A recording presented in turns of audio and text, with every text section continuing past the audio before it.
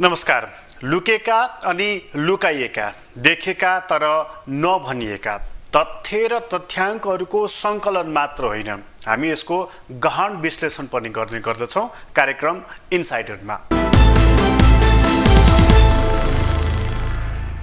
यदि दुईटा पार्टी राम्रोसँग मिलेर अगाडि बढ्ने हो भने च्याखे थापेर चाहिँ नि दाउ मार्न खोज्नेहरूको सपना चकनाचुर हुन्थ्यो। मुख्य राजनीतिक दलहरूको बिचमा एउटा समझदारी बनाऊ, खास गरेर एमाले र कांग्रेसको बिचमा भन्ने हाम्रो प्रस्ताव थियो। दर्शकहरू, विषय निकै पेचिलो बनेर आइराखेको छ। अस्तिसम्म उपचुनावको हामी कुरा गर्दै थियौँ, त्यसको रिजल्ट पनि आइसकेको छ।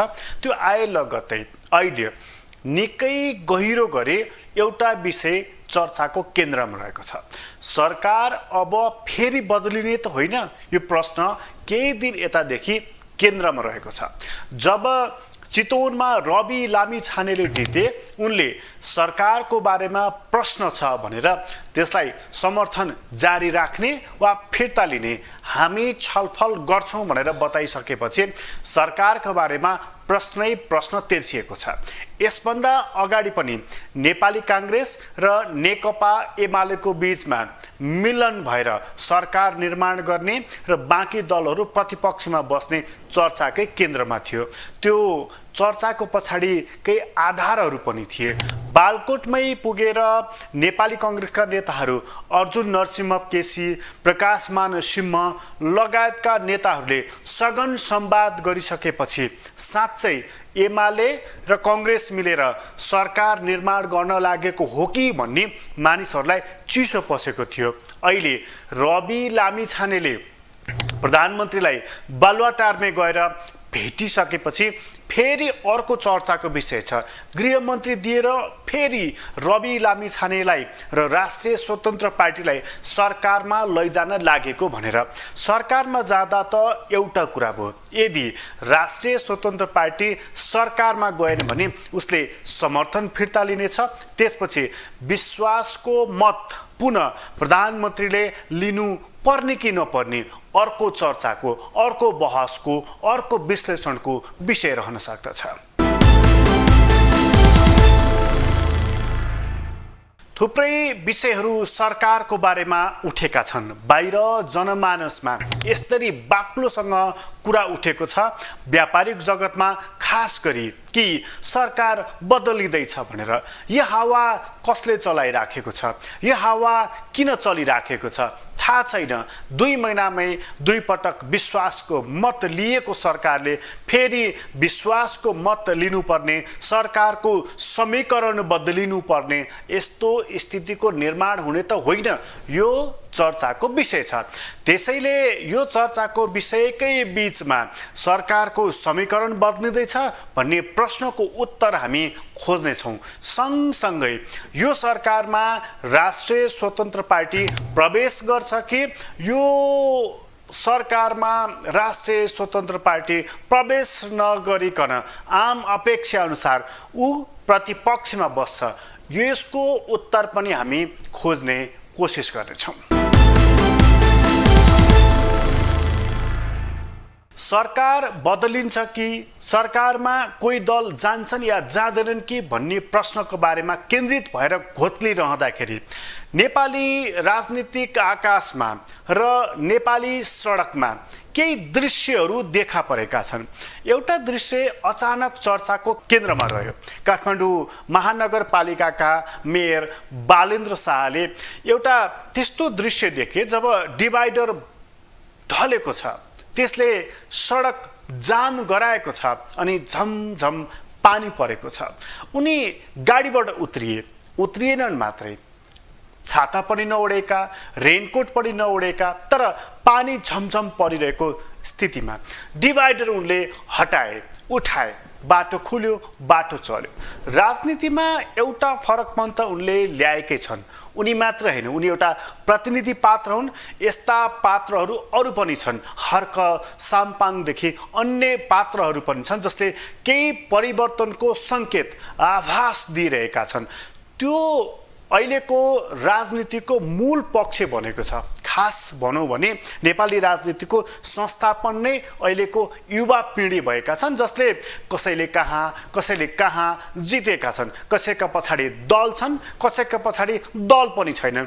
त्यसका बावजुद पनि आम मानिसहरूले आशा गरेर, भरोसा गरेर, विश्वास गरेको चाहिँ यिनै मानिसहरूलाई देखेका छन्। कतिपयले स्टन्ट भनेका छन् यसलाई, कतिपयले होइन अब सानो होला देख्दाखेरि, तर यस्तै सानो कुराले मानिसलाई राहत दिइरहेको छ भनेर उनीहरूले यसलाई एकदमै बढावा दिएका छन्, महत्त्व दिएका छन्। महत्त्व दिएको दृश्य बडा लोभलाग्दो किसिमको छ।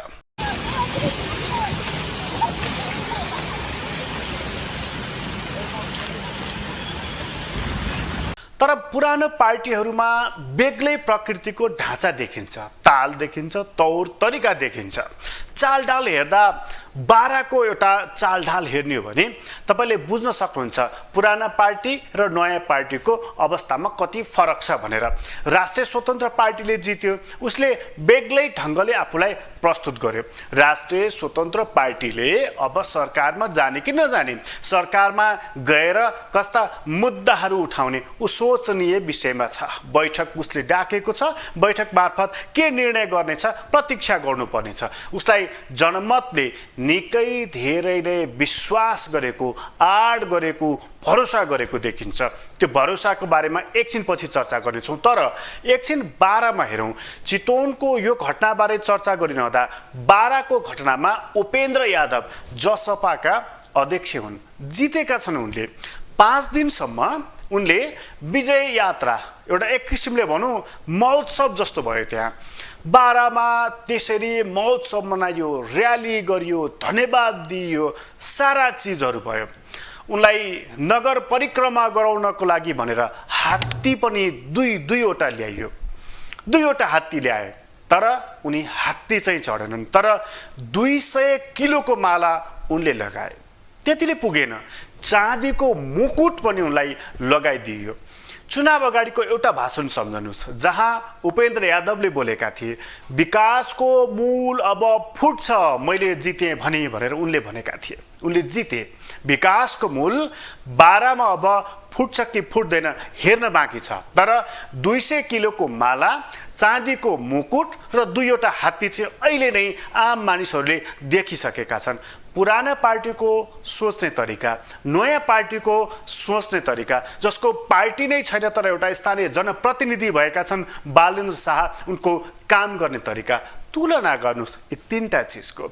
यसले के भिन्नता ल्याइरहेको छ, यसले के सन्देश दिइरहेको छ, यसले के सङ्केत गर्न खोजेको छ प्रष्टै बुझ्न सकिन्छ कि सोच्ने तरिकामा केही त फरक छ, काम गर्ने तरिकामा केही त फरक छ र अब अगाडि बढ्ने तरिकामा कति फरक छ। एकछिन यसमा चर्चा गरियो भने उपेन्द्र यादवले अब आँखा कता लगाएका होलान् अनि रवि लामिछानेले अबको आँखा कता लगाएका होलान्। रवि लामिछानेको पार्टीको बैठक भएको हुनाले त्यो बैठकले के निर्णय गर्नेछ कुर्न पर्ने हुन्छ, कुर्न सकिन्छ त्यतिन्जेलसम्मको लागि। तर उपेन्द्र यादव जो मङ्सिर 4 को निर्वाचनमा पराजित भए र यसपटक 12बाट निर्वाचित भएका व्यक्तिलाई उपराष्ट्रपति बनाएर त्यो ठाउँ रिक्त राखेर त्यो रिक्त रहेको ठाउँमा आफै उम्मेदवार भएर त्यहाँबाट जितेर जब उनी आइरहेका छन् भने चाँदीको मुकुट लगाएका उपेन्द्र यादव सिंहदरबार प्रवेश नगरिकन यतिकै बस्लान्। उनी सिंहदरबार प्रवेश गर्न थिएन भने दोस्रो पटक किन उम्मेदवार हुन्थे? यो प्रश्न सहज छ, सरल छ, जो कोहीले पनि बुझ्दछ। अर्थात् उनको अबको यात्रा सिंहदरबारको हुनेछ। अबको यात्रा उनको पार्टीको संसदीय दलको नेता बन्नु हुनेछ र पार्टीको पोलिटिक्स मात्र हैन राज्य सत्ताको उनले राम्रैसँग उपभोग गर्नेछन्। यो कुरा सहजै भन्न सकिनेछ। उपेन्द्र यादव सरकारमा आइसकेपछि यो सरकारले एक किसिमले अगाडि बढ्नेछ, प्रचण्डलाई साथ मिल्नेछ उपेन्द्र यादवको। उपेन्द्र यादवले प्रचण्डले भनेको कुरा बारम्बार मान्दै आइरहेका छन् भन्ने नेपाली राजनीतिमा उनीमाथि आरोप छ, अथवा भनौँ उनीहरूको बिचको त्यो मित्रता छ। अलिकति सकारात्मक भाषाबाट यसलाई बोलिदिने हो भने यस्तो वाक्य बन्न पुग्दछ। उपेन्द्र यादव सिंहदरबार प्रवेश गरिसकेपछि जसपा पूर्णतः सरकारमा हुनेछ। त्यसपछि राष्ट्रिय स्वतन्त्र पार्टीले के गर्नेछ? बैठकले एउटा निर्णय गर्ला बेग्लै कुरा हो, तर चितवनबाटै राष्ट्रिय स्वतन्त्र पार्टीले सरकारको बारेमा पुनर्विचार गर्न सकिनेछ भनेर दिएको अभिव्यक्ति हामीलाई यदि राम्रा मन्त्रालयहरू दियो भने सरकारमा जान सक्नेछौँ भन्ने कुराको सङ्केत पनि हो, र यदि भएन भने प्रतिपक्षमा बस्नेछौँ भन्ने कुराको प्रष्ट भाषामा राष्ट्रिय स्वतन्त्र पार्टीले बोलेको अभिव्यक्ति पनि हो। यो दुवै अर्थ यसबाट लगाउन सकिनेछ। प्रधानमन्त्रीलाई आइतबार बिहानै पुगेर बालुवाटारमा रवि लामिछानेले भेट गरेका छन्। भेटमा के कुरा भयो विस्तृत खुलासा गरिएको छैन, तर पार्टीको बैठकभन्दा अघिल्लो दिन प्रधानमन्त्रीसँग जब एउटा पार्टीको अध्यक्षको भेटघाट हुन्छ भने सहजै बुझ्न सकिनेछ कि बैठकभन्दा अगाडि राष्ट्रिय स्वतन्त्र पार्टीले एउटा धारणा, त्यसका सभापतिले एउटा धारणा बनाउन आँटेका छन् भनेर। त्यो धारणा के हुनेछ, त्यो धारणा कस्तो हुनेछ हेर्नुपर्ने विषय छ। धेरै मानिसहरूको, खास गरी बौद्धिक जगतको चाहिँ सरकारभन्दा बाहिर बसे हुन्थ्यो राष्ट्रिय स्वतन्त्र पार्टी भन्ने शुभेच्छा छ, शुभकामना छ। बाहिर बस्यो भने पुराना पार्टी, सरकार र संसदले के काम गरिरहेको छ त्यसलाई ध्यानपूर्वक हेर्न सकिनेछ, खबरदारी गर्न सकिनेछ, र राष्ट्रिय स्वतन्त्र पार्टी अक्षुण्ण रहनेछ र 2084 सालमा हुने निर्वाचनमा यसले एउटा स्थान हासिल गर्नेछ भन्ने मानिसहरूको सुझाव छ, मानिसहरूको अपेक्षा पनि छ। स्वतन्त्र पार्टी चाहिँ सरकारमा गएर अहिले नै केही सुधार गर्न सकिन्छ भन्ने एउटा धारणाबाट अघि बढेको बुझ्न सकिनेछ। उसले कुन मोड लिनेछ हेर्न बाँकी नै रहेको छ। यसरी सरकारको जोड जम्मा हुँदैछ। 8औं पटकको मन्त्री परिषदको पुनर्गठनबाट पनि सरकारले पूर्णता पाएको छैन। अब सरकारले पूर्णता नपाउँदै बजारभरि चर्चा छ, समीकरण बदलिन्छ, काङ्ग्रेस र एमालेको सरकार बन्छ भनेर। यो चर्चा नेपाली कङ्ग्रेसको वृत्तबाट पनि चलेकै छ, यो चर्चा नेकपा एमालेको वृत्तबाट पनि चलेकै छ।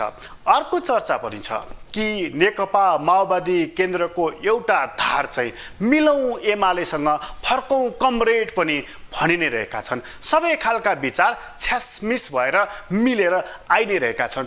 कुन मत प्रभावशाली हुन्छ हेर्न बाँकी रहेको छ।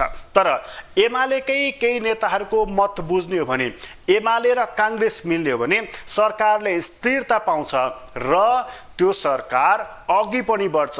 साना साना सटर खोलेका च्याखे दाउ थाप्ने दलहरू त्यसपछि साइड लाग्छन् भन्ने उसको धारणा छ। नेपाली काङ्ग्रेस एमाले प्रतिको एउटा काङ्ग्रेसमा एउटा त्रास भनौँ वा चाहिँ एमाले प्रति काङ्ग्रेसको एउटा चाहिँ पङ्क्तिमा के देखिन्छ भने फोबिया जस्तो देखिन्छ। सानातिना पार्टीलाई टिकाइराखेर तिनका काँधमा टेकेर मात्रै हामी एमालेसँग प्रतिस्पर्धा गर्न सक्छौँ भन्ने प्रकारको काङ्ग्रेसको नेतृत्वमा हिंताबोध जस्तो छ। नत्र त त्यो आकर्षक कुरा हो, राम्रो कुरा हो।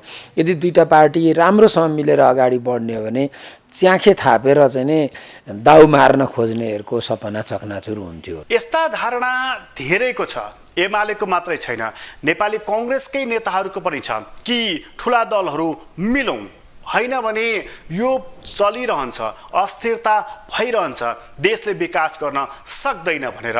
काङ्ग्रेसभित्र अर्को मत पनि छ, त्यसो होइन। त्यसो गरियो भने अस्ति मत माग्दाखेरि गठबन्धनलाई मागिएको छ, यो गठबन्धन 5 वर्ष चलाउँछु भनेर मागिएको छ, र त्यसो गर्नु भनेको बेइमानी हो। त्यो बेइमानी गर्न हुन्न भन्ने मत पनि बिस्तारै आउन थालेको छ।